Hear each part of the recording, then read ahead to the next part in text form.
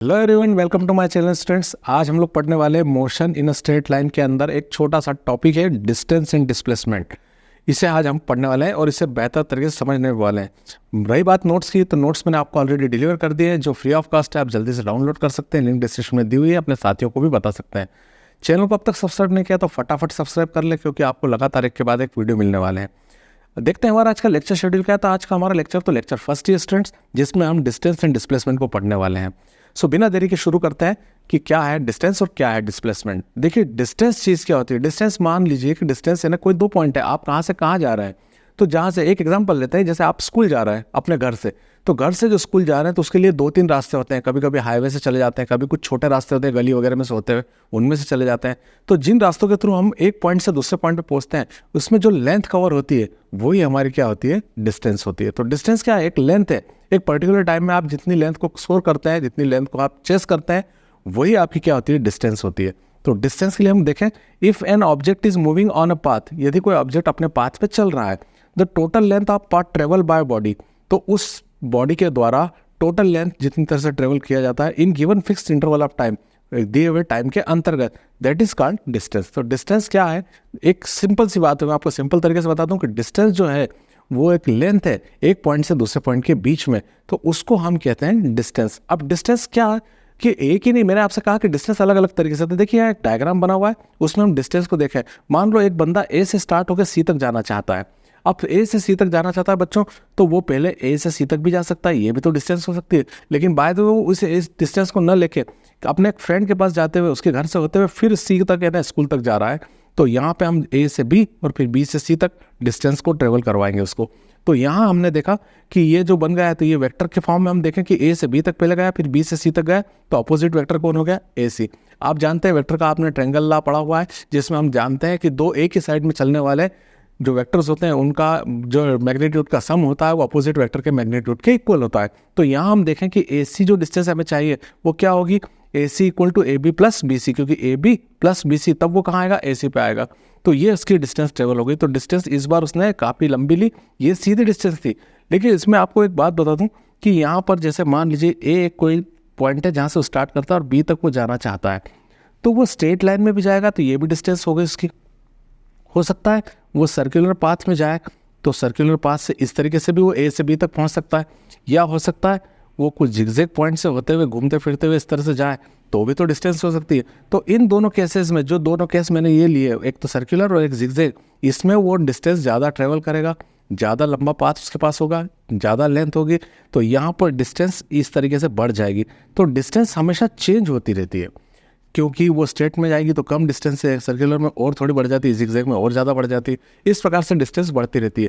तो डिस्टेंस क्या है, सिंपल सी बात है, एक लेंथ है जो पाथ के द्वारा ट्रेवल किया जाता है एक फिक्स इंटरवल ऑफ टाइम में, उसे हम डिस्टेंस कहते हैं। तो डिस्टेंस को हम जो है मीटर में, इसको जो है यूनिट को हम एसआई मेन यूनिट है, उसके डिस्टेंस को हम क्या मान लेते हैं, मीटर में मानते हैं, उसको मीटर में लिया जाता है। और ये एक स्केलर क्वांटिटी है, इसको हम मतलब स्केलर मानते हैं, और ये पॉजिटिव होती है, ये कभी निगेटिव नहीं होती। जैसे आप मान लीजिए एक शहर से दूसरे शहर की ओर जा रहे हैं, तो आपकी गाड़ी हमेशा डिस्टेंस आपको बताएगी, आप इतना ट्रेवल कर चुके हैं, तो इट इज़ ऑलवेज पॉजिटिव। वो हमेशा क्या होगी, पॉजिटिव होगी, वो कभी निगेटिव नहीं होती। जबकि हम जब दूसरा पॉइंट पढ़ने वाले हैं, वो डिस्प्लेसमेंट, वो पॉजिटिव हो सकता है, वो निगेटिव हो सकता है, लेकिन डिस्टेंस हमेशा पॉजिटिव होगी। अब इसके डायमेंशन फार्मूले की बात करें तो डिस्टेंस में क्या होगी, सिर्फ लेंथ होगी। लेंथ होगी तो उसमें मास और टाइम दोनों नहीं होगा, तो मास 0 और टाइम भी 0, तो m0 l1 t0, ये इसका डिस्टेंस का डायमेंशन फार्मूला होगा। तो स्टूडेंट्स, आपको डिस्टेंस का तरीका समझ में आ रहा है। एक्चुअली डिस्टेंस बहुत ही कम ऐसा पूछा जाने वाला क्वेश्चन है, लेकिन हमें पता होना चाहिए। क्यों पता होना चाहिए, क्योंकि यदि हमको डिस्प्लेसमेंट को अच्छे से समझना है तो फिर हमें डिस्टेंस को अच्छे से समझ में आना बहुत ज़रूरी है। तो डिस्टेंस को हम समझेंगे तभी हम डिस्प्लेसमेंट के महत्व को समझ पाएंगे। तो आई थिंक डिस्टेंस आपको समझ में आ गई कि डिस्टेंस क्या होती है। अब हम देखते हैं हमारा डिस्प्लेसमेंट।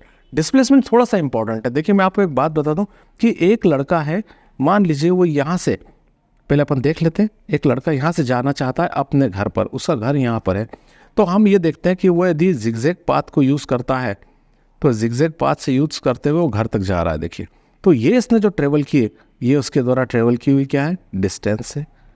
लेकिन यदि हम देखें कि उसका डिस्प्लेसमेंट कहाँ तक हुआ, तो उसने यहाँ से यहाँ तक जो है, ये इसका डिस्प्लेसमेंट होगा, जो मैंने रेड लाइन पे दिया हुआ है। अब डिस्प्लेसमेंट आपने क्या देखा, यहाँ पे एक प्रैक्टिकल चीज़ आपने देखी कि डिस्प्लेसमेंट छोटा दिख रहा है वो, ये जल्दी पहुंच जाएगा, और डिस्टेंस कैसी दिख रही है, थोड़ी बड़ी दिख रही है। तो इसका ये मतलब नहीं कि हर बार डिस्प्लेसमेंट छोटा ही होगा और डिस्टेंस बड़ी होगी। कभी कभी डिस्टेंस और डिस्प्लेसमेंट दोनों सेम होती है। जैसे मैं आपको बताता हूँ, ये देखिए आप कि मान लीजिए ए से बी तक ये सीधे अपने इस सीधी लाइन में स्ट्रेट वे में एक स्ट्रेट लाइन पे ट्रेवल कर रहा है, तो यहाँ पर यही इसकी डिस्प्लेसमेंट है और यही इसकी डिस्टेंस है। इस कंडीशन में डिस्प्लेसमेंट डिस्टेंस के इक्वल हो जाता है। तो ये बात समझ में आ गई आपको कि डिस्टेंस और डिस्प्लेसमेंट में कब इक्वल होगी और कब वो ज़्यादा होगा, कब होगा।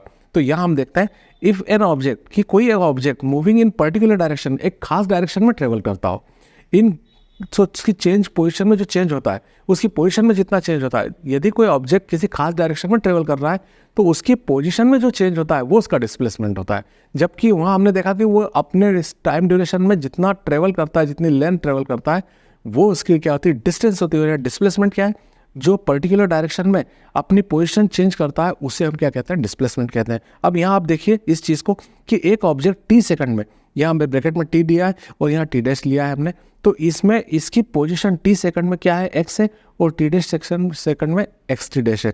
तो इन दोनों का डिफरेंस जो होगा x T dash minus x T, वो इसका क्या होगा, डिस्प्लेसमेंट होगा। तो दो पोजीशन का डिफरेंस डिस्प्लेसमेंट होता है। तो यहाँ मैं आपसे कहूँ एक चीज़ और, वो देखें आप कि मान लीजिए उसने यहाँ से शुरू किया, ए से शुरू किया बी, तो ये इसकी इनिशियल पोजीशन है और ये इसकी फाइनल पोजीशन है। तो initial position, from initial position to final position जो उसका डिफरेंस आ रहा है, वो डिस्टेंस जो आ रही है यहाँ पे, वही उसका क्या हो जाएगा, डिस्प्लेसमेंट हो जाएगा। तो ध्यान देने की बात यह है कि from initial point to final point the distance travel by an object is known as displacement. तो यहाँ पे इसकी डिस्प्लेसमेंट हो जाती है। अब डिस्प्लेसमेंट केवल एक ही डायरेक्शन नहीं होगा। अब यहाँ हम एक छोटी बात सीखना चाहेंगे, वो देखें आप ध्यान से कि क्या होता है। अभी हमने देखा कि डिस्प्लेसमेंट छोटा या इक्वल होता है किससे, डिस्टेंस से। मैंने आपको इस बात को समझा दिया है कि इक्वल साइन क्यों लगा है, क्योंकि यदि कोई पॉइंट स्ट्रेट वे में ए से बी तक स्ट्रेट लाइन पे जा रहा है तो इस कंडीशन में डिस्प्लेसमेंट और डिस्टेंस सेम हो जाती है, इसलिए मैंने यहाँ साइन कौन सा इक्वल साइन यूज़ किया। लेकिन यहाँ पे आप देख रहे हैं कि मैंने इसको डिस्प्लेसमेंट इज स्मॉलर देन या लेस देन डिस्टेंस बताया है, क्योंकि वो हमेशा छोटा ही होगा, इससे छोटा होगा या बराबर होगा, कभी बड़ा नहीं होगा। डिस्प्लेसमेंट कभी बड़ा नहीं हो सकता डिस्टेंस से, या तो वो छोटा होगा या इक्वल होगा। इक्वल कब होगा, जब ऑब्जेक्ट स्ट्रेट लाइन में कर रही है मोशन, और जब वो बड़ा कब होगा या छोटा कब होगा, जब डिस्टेंस जिगजैग या किसी और पाथ पे कंडक्ट कर रहा है कोई ऑब्जेक्ट। तो यदि मैं इसको डिस्टेंस को इसके अपॉन में ले आऊँ, देखो स्टूडेंट्स, तो डिस्प्लेसमेंट अपॉन डिस्टेंस, तो ये कंडीशन होगी लेस देन 1, अपॉन में कहते हैं इधर 1 हो गया। लेकिन हम इसके अपोजिट डायरेक्शन में सोचें तो देखिए कि डिस्टेंस को इधर ले लें, डिस्टेंस, हाँ, तो डिस्टेंस हमेशा बड़ी होती है या इक्वल होती है किससे, डिस्प्लेसमेंट से।